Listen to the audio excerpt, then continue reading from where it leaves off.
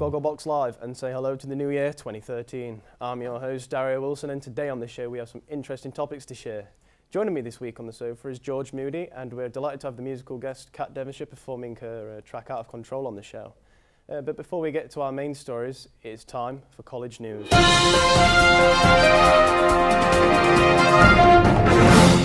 So as we've all heard, Tesco supermarkets have had trouble with the horse remains in their beef burgers. We have some live footage of a depressed horse in Tesco supermarket searching for its mother. People claim that it was just horsing around, but I say nay. Mom! Daddy! Thank God!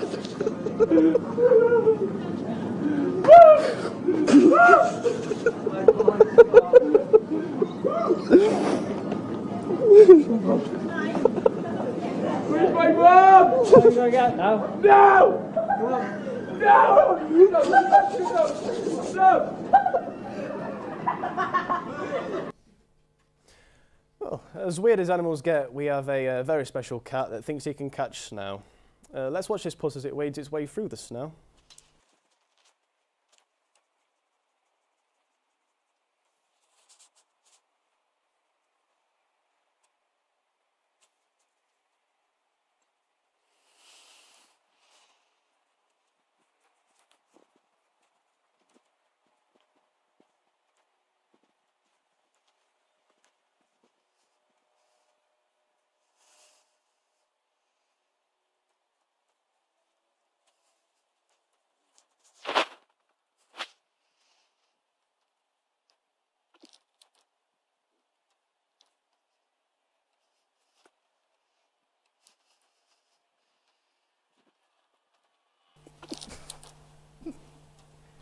Sorry about that, I think I just died from a cuteness overdose. Right, shut up. Now, a group of Mexicans were foiled today by the police as their donkey began to kick up a bray and alerted the police to their criminal activity. The group have managed to steal rum, oil, rice, cans of tuna and sardines from a tiny North Caribbean town of Juan de Augusta. All I can say is whoever came up with the plan, what an ass.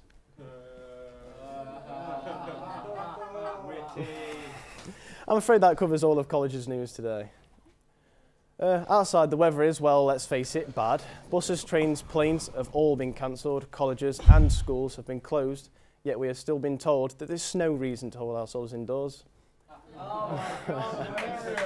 We can go out and shovel the snow, but I say shove that. We can take a walk in the snow, but it'll show if you can actually stand up. We can ski, sledge, snowboard. Has anyone got a spare snowboard I can borrow? I mean, we could build a snow sculpture, sure, and then spend February and March mourning the passing of our greatest creation ever. No, seriously, has anyone seen that snowman cartoon? I don't want to end up like that little kid. Or we can have a snowball fight. Now you're talking.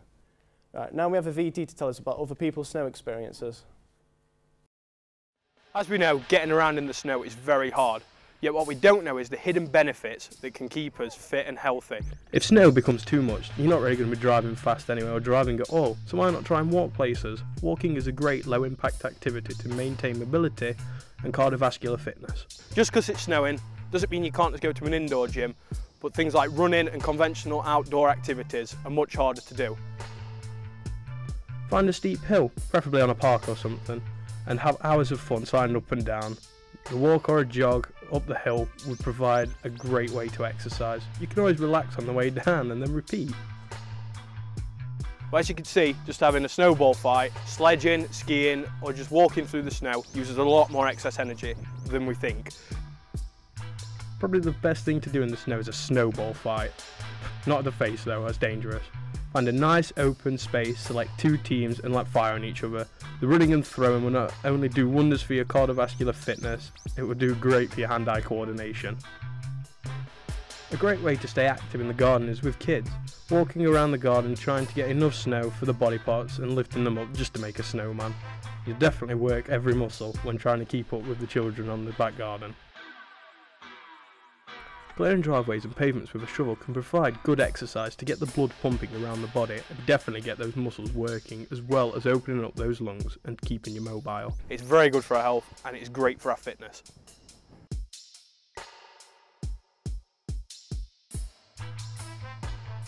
Right, it's time to get my exercise.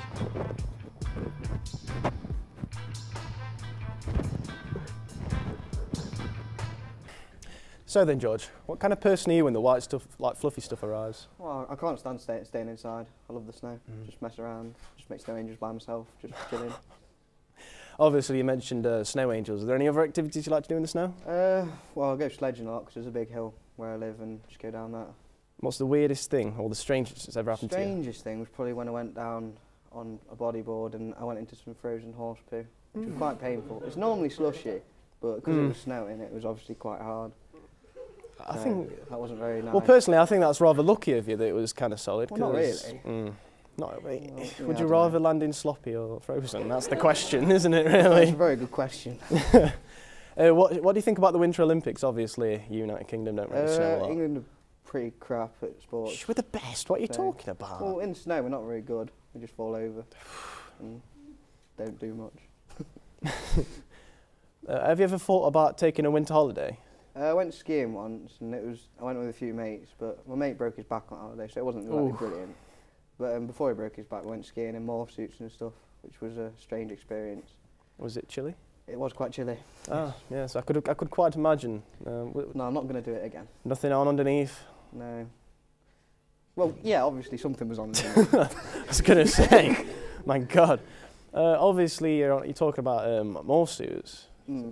You've came with a rather unique choice of clothing today. I must say, it's quite nice. It suits you very well. So, what exactly is this you're wearing? It's a onesie, and it's my winter clothing normally. I normally just walk around the house in it, but I couldn't be bothered to leave the bed, so I thought I'd wear it. Yeah, obviously onesies are mainly for staying at home. Things like going to bed, not coming to college. I think everyone should George. wear them. Shut up. So yeah, do you think everyone should wear them? Yeah, I think everyone should wear them, yeah. How much would you say one of these costs? Some of them are about £10, but this one cost me 40 quid. Oh my God, is it comfy? It is very comfy.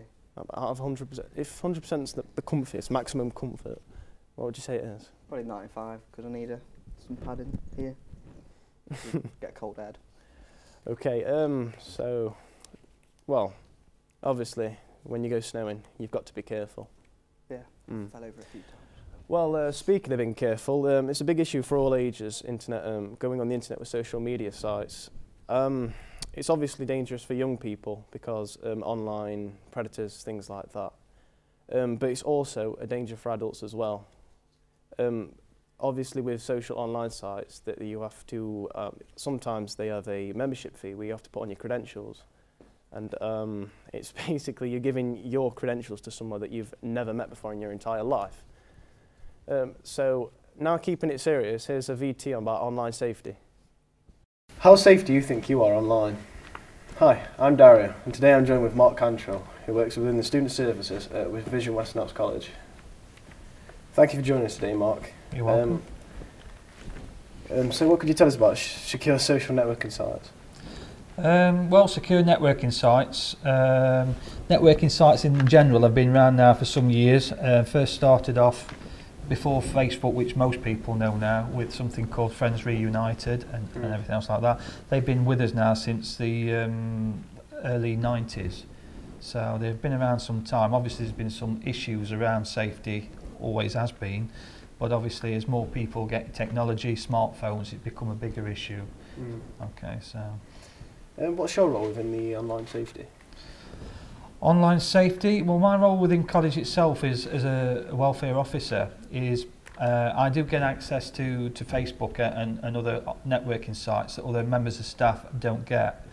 So my role is if anybody says they've been bullied via any networking sites, Twitter, Facebook or anything else like that, I can actually investigate it with my log-on account and actually try and find out, you know, what if they have been sort of bullied or not. So. Does the college have any specific guidelines on social networking? Well, college try and make it as safe as possible for most students. With the college systems themselves, even with staff, haven't got access to Facebook. Most staff haven't. It's like a special privilege. Obviously, it's been blanked out to all students. Yeah. But what makes it very, very difficult for us within college is the fact that a lot of students now have smartphones, internet connection, and they can bypass that because they have their internet connection outside our main server, which still really doesn't sort of help us any. But the college has done all what they can do with their equipment to actually block out any social networking. You mentioned online bullying. Is online bullying in the college, would you say it's a big problem? Or would you say you've closed the lid on it? No, it's still ongoing. Just as recently as this morning, I've investigated a case with two girls who suggested that there'd been some bullying, sending through messages, so I've had to get them to log onto their accounts and do some print-offs off of the conversations that have taken place, not actually in college itself, but outside of college, but because the two students and have to work together, needed to be investigated. And also yesterday I was down in foundation studies again with a similar case again with two girls where have been similar sort of problems again. That particular time the parents had came in to put a complaint in about that, but when we investigated it, it found actually that the girl whose parents had come in, she was more the aggressor than what the person being accused was. So, if a student is getting bullied online, say somewhere outside of the college, where could they come to inside of the college to get help? Well, like I say, I'm the person. There's not many people within college, tutors or anything else like that, have got access to Facebook. Within student services, probably myself, Jeff Vincent, we have access to Facebook 24/7. And we also even have some equipment that we can actually plug into your mobile phones to actually print off text messages as well. So it's something that we do take seriously. What I would sort of certainly say to anybody who's having problems with online problems, bullying or anything else like that, maybe texting, do not delete it. Come and see a member of staff, and then because then we can evidence it. If you've got it on your phone, if you've got it on your network side, in your message boxes, and especially with the clearly message boxes there, it does actually tell you who it's been sent from. You know, we can actually then bring a case against the individual who may be doing that bullying. We can't do that on hearsay. We need evidence to be able to bring them to justice. So obviously you've been on a pretty bad side of pretty much the bad side of social networking. So what would you still say that social networking is a good thing? If it's used properly, it's like anything else, yeah? You know, are cars useful? Yes, if you don't speed and knock anybody over, yeah? Social networking, yeah, again, if you use it right, it enables thousands and millions of people, in fact, to be able to communicate, keep in touch, spend hours on it, used appropriately. You're always, in any walk of life, going to get people who want to sort of abuse the system and abuse what they're actually set out for. But, you know, that is what it is in life. You're never going to make it perfect. All you can try and do is educate as many people as you can to try and stay within the parameters of what it's been designed for. Well, I don't know who that handsome chap was there, but let us continue. Okay then, Judge, I have some interesting statistics to show you now. Did you know that 160,000 students a day miss school because of online bullying? Really? Yes. Also, 75% of children are willing to share personal information online about themselves and their families. And, get this, 77% of the targets for online predators were aged 14 or older. Ooh, that's bad. I know, it's absolutely terrible. What do you think about online safety? Do you think it should be taken more seriously? There should be more safety regulations for it, but I suppose people put all their personal information on. Obviously it's hard to do because obviously the internet's a pretty hard place to patrol, nobody really owns it, so could you think of any precautions perhaps that could be taken? Probably more, going Facebook only takes a couple of minutes to set up, probably more details and things it would need. More details? Well, not as in like more personal information, but more like details to make it secure. I don't know what they'd be. Yeah, exactly, it's complicated. Do you think that people can be too confident when they talk to people online, maybe act a bit cruel? People say things that they probably don't really mean to say to people's faces, but people take it as personally as you would do. Yeah. Which is kind of bullying. Have you ever seen the TV show called Catfish? I haven't seen it, but I've heard about it, and I just know some people stalk the stalkers basically. That are online making fake accounts and things. For all the people that are watching, Catfish is basically a program which has aired recently. It's about online relationships where the people finally meet together, and sometimes, well, a majority of the time the people are completely different, and it's like a real big shock, and it's just a lot of reactions pretty much. Have you ever heard of any stories about online chats that have ended badly? I've known a few people that have had problems and things with it, but it hasn't been serious or anything. But I've had one occasion, well, my mate was with this girl for 10 months in a relationship, and they never met because she obviously ended up being the person that was the person. Just some fat, hairy man. Yeah, he didn't tell me the details, but he's pretty sure he didn't want to tell me about it. So God knows what happened.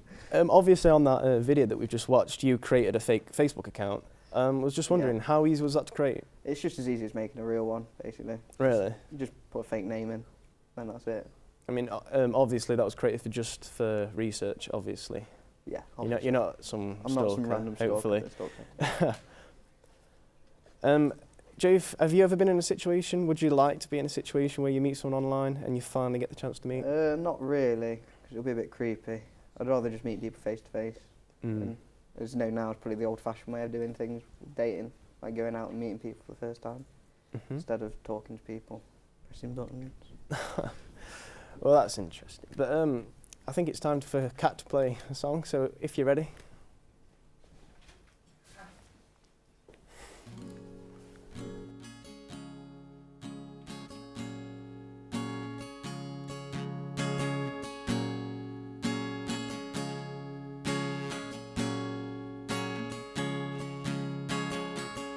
Can't you see me? I'm the girl with the tears running down her face while screaming out in all this pain. Can't you feel me? I'm holding on so tight. I know it'll all be alright in the morning light. I'm running out of control. I'm running out of control.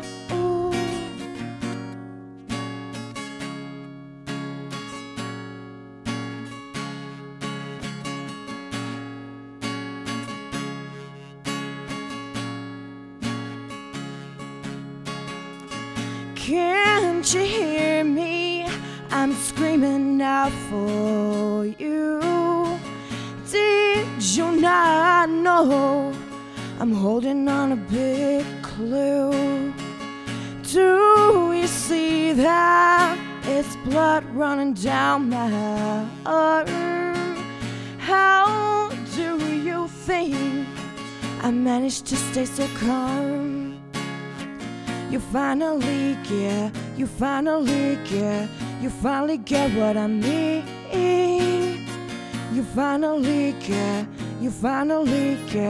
You finally get what I mean.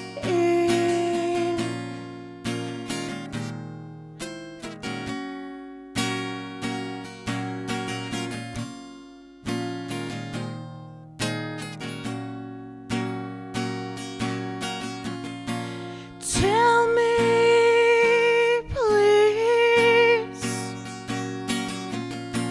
will you help me out of this mess? Bet you never thought I'd ever confess. I'm running out of control. I'm running out of control. You finally get what I mean.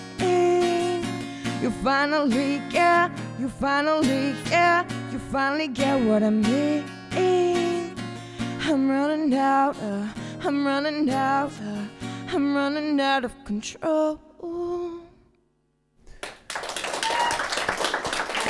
I'm afraid that's all we've got time for on this show, though. I'd like to thank Pat Devonshire for a song Out of Control, and also I'd like to thank George Mooney, and thanks for watching.